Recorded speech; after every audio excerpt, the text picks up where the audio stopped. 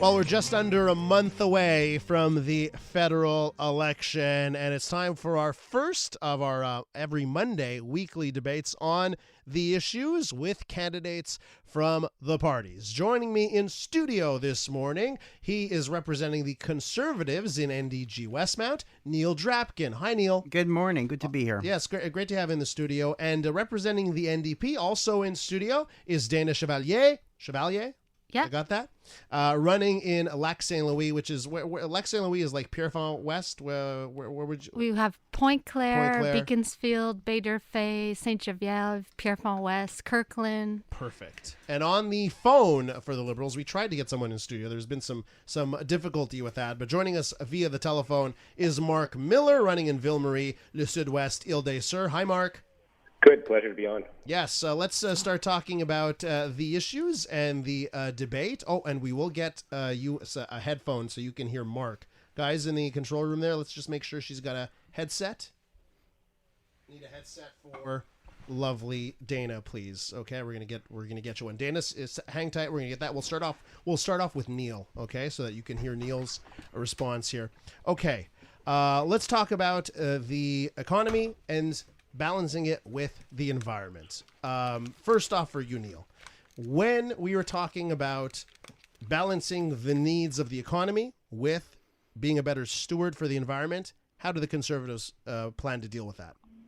Well, they're not mutually exclusive. The economy, of course, is fundamental. And the Liberals came into power saying by this year they would balance the budget.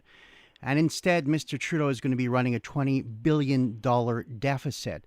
And that's not acceptable because he is thereby mortgaging the future of our children and their children thereafter. So that's a broken promise that he made. He also said that he was going to reduce taxes. And in fact, 80% of the middle class are paying more in taxes. In fact, on average, $800 a year. So once again, another promise that he failed to meet. It's important that we generate the royalties from the oil sands, because they create tens of thousands of jobs across this country.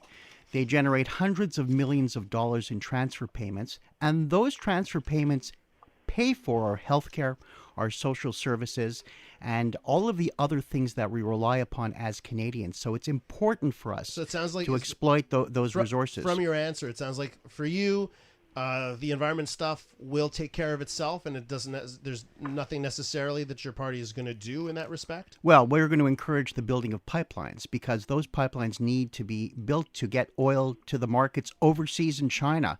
That represents a phenomenal resource for us. It is the backbone of our economy right now. So no one can say that it's not important. In fact, even the Liberals agree.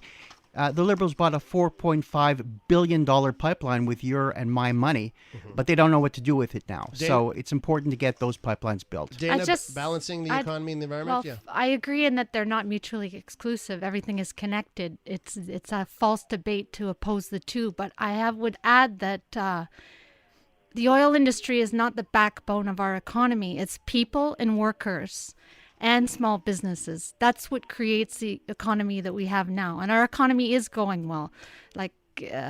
We have growth in our economy. The problem is not there. The problem is that workers aren't feeling it and everyday people aren't feeling it. We're talking about people, 50% of Canadians not being able to make ends meet. I mean, $200 short of paying their bills. That's half of Canadians.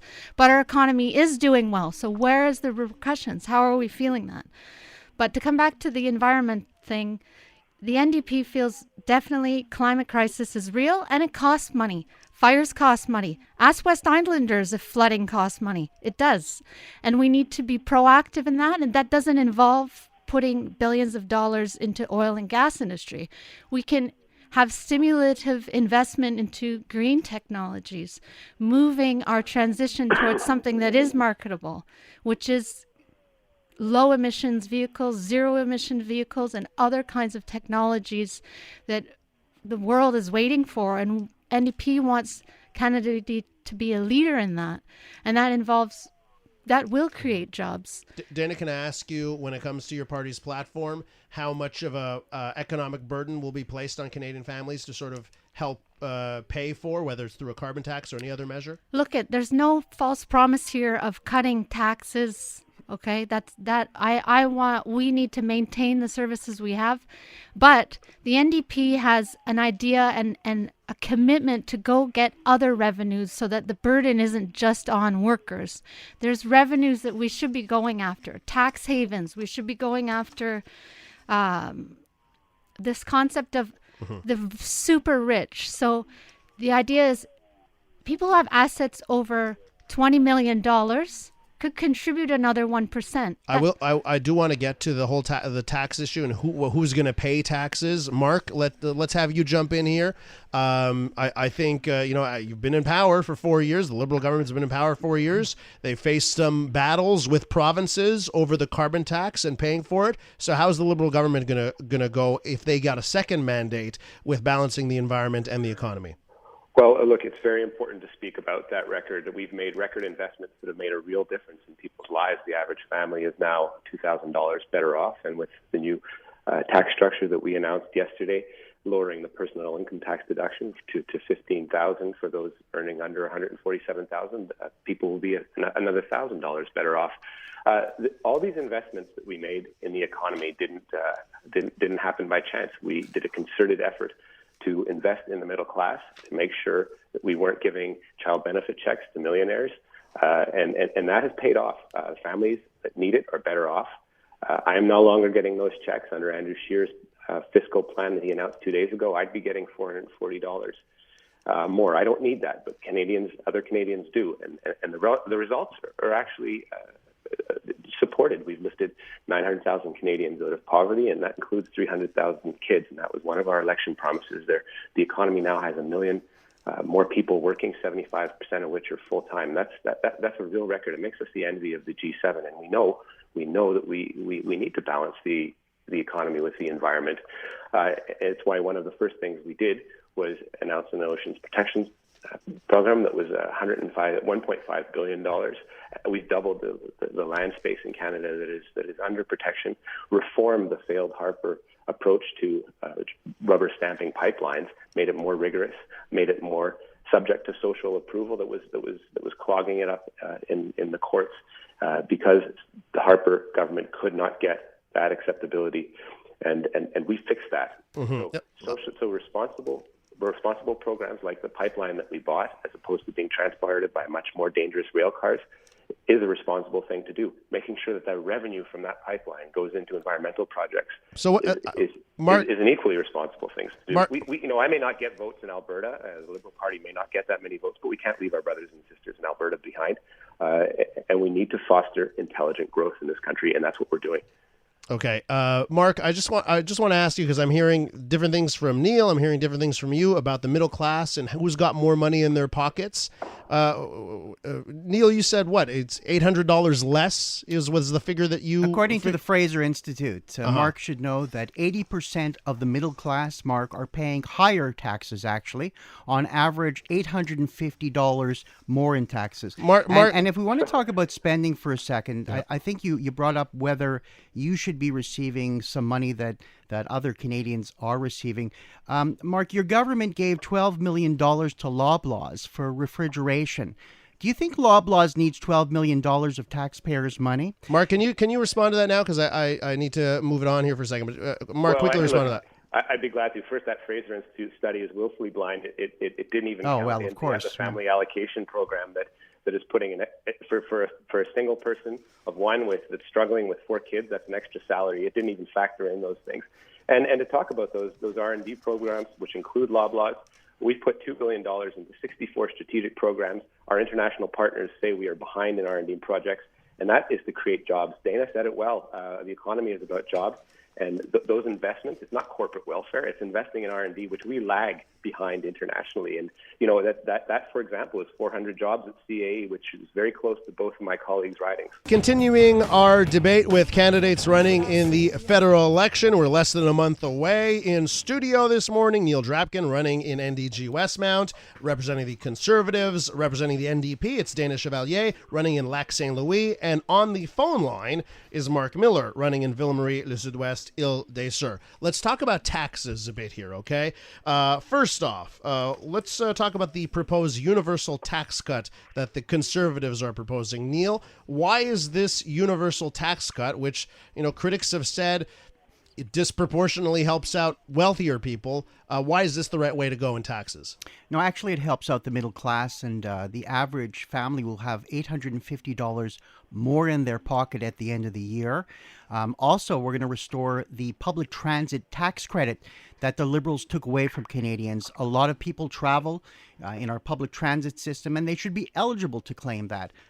Restore the tax credit for people who have children, who have sporting events that they engage in, or the entertainment and cultural activities that they partake in. Once again, the Liberals erase this from the tax equation. And the audacity of the Liberals to be doing that, taking money out of the pockets of Canadians when they send $250 million a year to the Asia Development Bank to build roads and bridges in China. It's time we put that money back in the pockets of Canadians. And while people are struggling to make ends meet, the NDP did point that out at the end of the month. They're having trouble paying their bills. I want to tell you what Mr. Justin Trudeau has been up to. $215,000 for his vacation to the Bahamas. That was your money and my money that he spent. He spent $17,000 to bring his personal chef to India. He spent $24,000 to build a dock at Harrington Lake. This is what that trust fund baby is doing with your and my money while Canadians are struggling to make ends meet. It's horrible and unacceptable. I want to get a little bit back on track here. So, Dana, for your party, it's the opposite direction. No tax cuts per se, but certainly a wealth tax on the wealthiest Canadians. Why is your party proposing this? Well, because we need to look at other sources of revenue besides workers. We agree that workers should not be carrying such a high percentage of the burden for the collective. And there's money to go get. There's tax havens that need to be dealt with. And there's this idea of a wealth tax, for a super wealth tax. You have to understand, people who have assets over $200 million, we're asking for 1% of that be re-given back to the collective, because the idea is, there's room to maneuver with that. So we're not going to be asking workers and people who make under $100,000 to give more to the collective. So because we don't think that the public wants their services cut. We still have seniors to take care of. We still have programs to run, and we want to also continue to invest in our economy, but through a more deliberate sector that is going to allow us to still reduce our greenhouse gas emissions. Marc, your party proposing to increase to basically $15,000. It will be your first $15,000 earned will be tax-free. Where does your party stand on taxes, raising or lowering them? Well, this is smart policy. We increasing the tax deduction to $15,000 for those earning $147,000 or less is smart insofar as those who are in the least aren't taxed the most in proportion. If you look at Andrew Scheer's plan, someone earning $440,000 will benefit more than someone earning $40,000, and that's just not right. Someone like me, the politician, does not need that extra $400. But Justin Trudeau probably does, doesn't he? We talk about smart policy, and we see where this is going. Obviously, the personal attacks aside, I do want to salute Dana and Neil's commitment to public service, and it's very important in this day and age for people to get out there and compare policies. So let's compare policies. This new tax reform will make sure that those that really need it get a break, and this is what we've done consistently all along. We've asked those that earn the most, the top 1%, to pay a marginal income of 4% more on what they're earning. And that is helping to narrow that income gap that is increasing in developed countries and is creating social disparities. And if you talk about the family allocation, which has been a huge success in this government, families are now able to make ends meet, and not for frivolous things. We're talking about school supplies during school times and at critical periods like Christmas or holidays. This is and just simply to make that end of month payment. And so I meet families in parks all across my riding that their lives have been changed because of this. And this isn't just anecdotal evidence. If you talk to the people at Mission Bonaccueil that serve Montreal's neediest, they keep data on this, and they say point for point that this child family allocation is doing better for those who need it the most. We've increased it by 10%, and we're committing to increase it by 15% to make sure that those need it actually get it. I want to talk about those tax credits. Just one back, those public tax credits that we slashed, as well as the sport credits. Only those that were wealthiest were benefiting from that because That's you actually had to earn money to Why file don't you for come it. clean with And so Canadians, Mark? That's particularly, you know something? that's particularly The arrogance of Liberals, there's no end to it. I mean, that is simply not true. This was designed for the middle class. It wasn't the richest who were benefiting Mark, from that. you just want to finish but your that's point there? Typical Liberal arrogance here once again. Mark, finish your point? Well, I wouldn't ascribe it to any particular party. There are empirical studies that actually show that. And if you actually have to file taxes to benefit from the public tax credit, students weren't benefiting from it. People who were using it that were wealthier were actually filing for it. Okay, guys, we don't have much time left here, but I do want to talk about one thing, which is home ownership, because I think it affects a lot of people for a lot of people, owning a home is something that they strive to. It's been difficult for a lot of young Canadians to think about owning their first home. Mark, I know Liberals have a first-time home buyers plan that they've said that they will extend and increase some of those financial limits in the next mandate. Neil, Andrew Scheer this morning announcing that he would remove stress tests. He would allow the amortization period to go from 25 to 30 years. What's your plan to make it easier to buy a home in this country? Well, that's right. He made that announcement today because far too many young couples are not able to afford homes. And under the Liberal plan, there's so many terms and conditions that they're certainly not getting ahead. But is it the right decision to sort of change it put that amortization to 30 years, get rid of the stress test, if you could be putting people in financial positions that if interest rates were to rise could put them in serious trouble? Is that the right way to do it? Well, it's removing an obstacle to allow them to buy their first home. And that's what we're hearing from Canadians. You know, we went across this country and we heard what was on the minds of young Canadians, and the affordability issue is there. Mr. Mark has been indicating that everything's just fine. 2/3 of Canadians cannot pay their bills at the end of the month. It's time to put more money in the pockets of Canadians and not Justin Trudeau and the Asia Development Bank. That's what it's important to do. And so we did announce this morning that we'll make it more affordable for Canadians to buy their first home. And I think that's a lot of I'd like to speak to the home ownership. An issue we have now in the West Island, everywhere in Canada, but it's happening right now, is the housing market is heating up. It's not Vancouver yet, but it's happening. And that needs to be addressed. So for sure, we have a plan for ownership for people who want to own their house to be able to access it. We have that. But also we need to look at the supply end in the sense that 50% of Canadians are renters. And there's a limited rental units available. We need to increase those units. And that will alleviate some of the pressure also on the housing market. But also, that's kind of what I wanted to say about that. There needs to be a more comprehensive plan. It's not just, there's strategies for the home ownership, and we have that in our plan. Mark, last word to you on the Liberal strategy and getting people making homes more affordable. Yeah, we need to talk about smart policy. If you look at our government's record, for the first time in a generation, this government invested in social housing. Over the course of the mandate, we're talking about $13 billion that we've invested to benefit more than 1 million people across this country. That's 330 million in Montreal alone. I meet people and projects that have benefited from this. That addresses the supply side for those who need it the most.